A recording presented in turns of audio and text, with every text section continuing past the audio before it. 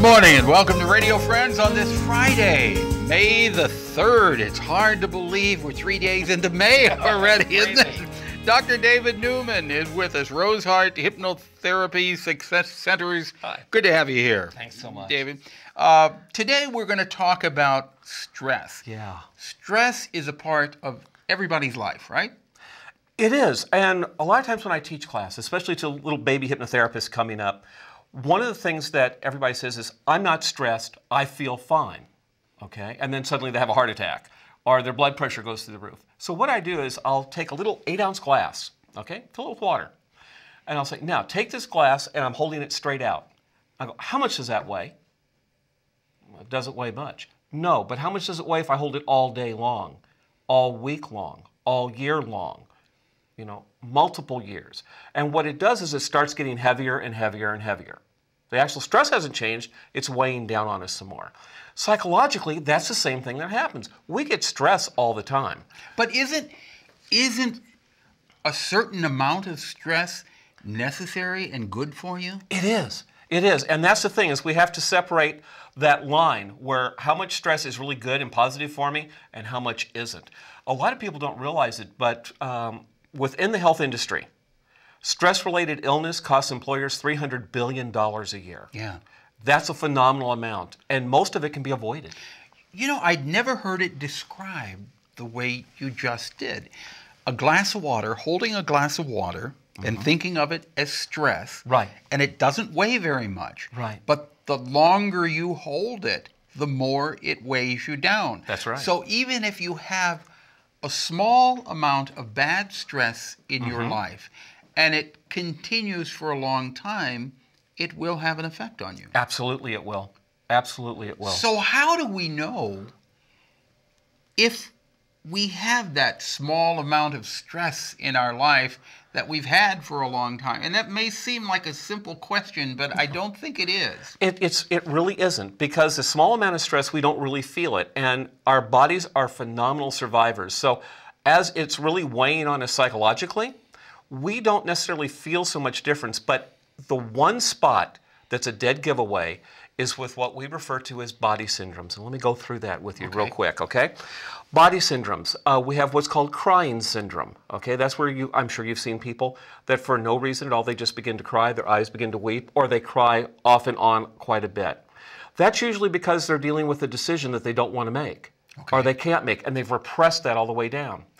Stress going across the shoulders, the neck, things like that. Increased responsibility that they're shouldering, they're just kind of in a state of denial where I'm not exactly addressing it. It's just the boss is putting more work on me.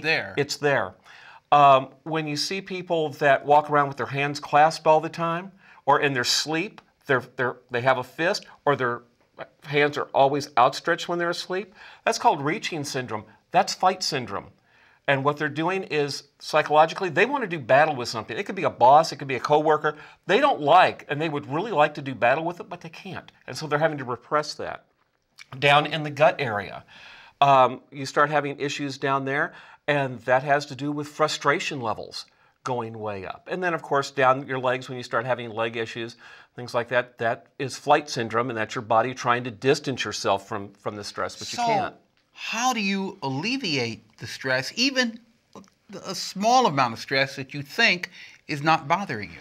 That's a really good question, and lots of people have a lot of answers for it. Exercise is one of the best ways to do it, because you can just go it and you do, and it gets rid of it, at least for a short time, because stress has a tendency to come back.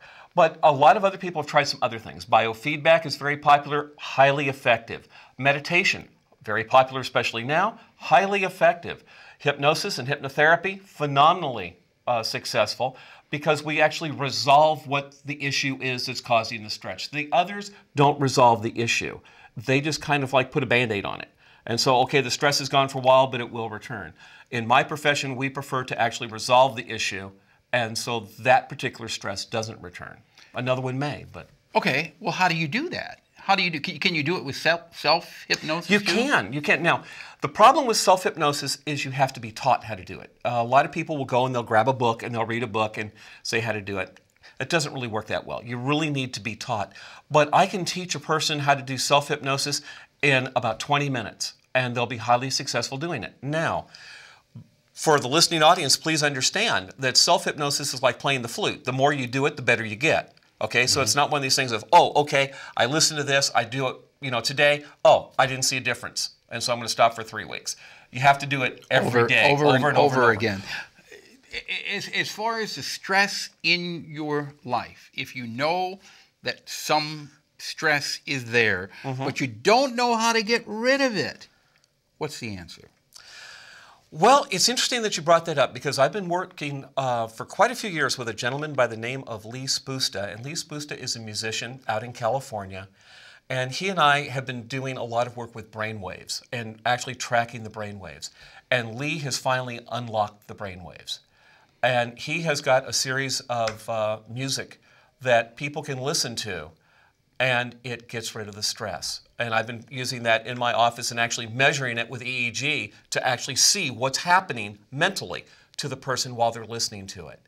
I think that's the next step. I think that's the way it's going to go into the future, where people can just simply take 5 or 10 minutes, pop in some earbuds, listen to this, and they don't have to do anything, because the body is naturally responding to what's happening in the brain. Meditation?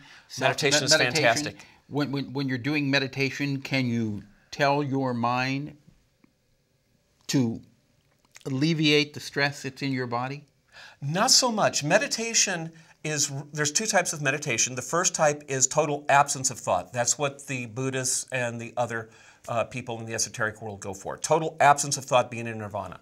The other side is actually borderline self-hypnosis, where you get yourself in a highly relaxed state, and then you start giving yourself suggestions. And the best way to do that when you're doing it is through what's called guided imagery, where you start playing a scene in your own mind. For example, if I may, out of your life, I know that you like to go to Hawaii. Yeah. So you go ahead and put yourself in this position, and then start visualizing your best trip to Hawaii. And you're going to feel yourself start going down naturally. Okay. We're out of time for today, David. We could do a whole half hour or an hour with you. But if people want more information, how can they contact you? They can go to my website, which is www.mohyp.com, or call the office, 888-604-9997. Okay, that's area code? The 800 number. Oh, that's a toll-free number. Yeah, that's a toll-free number anywhere in the world. Okay, again? 888-604-9997. Okay, thank you so much. Out of time for today. Monday, Jim Reek, author. Yes, he's an author. He's going to talk about his new book. Our program directed by Travis McMillen, Reynolds Journalism Institute. Audio is Pat Akers, KBIA. Our floor director is Zach Lawhorn, and our assistant producer and guest coordinator, Uncle James Mouser. Bye-bye.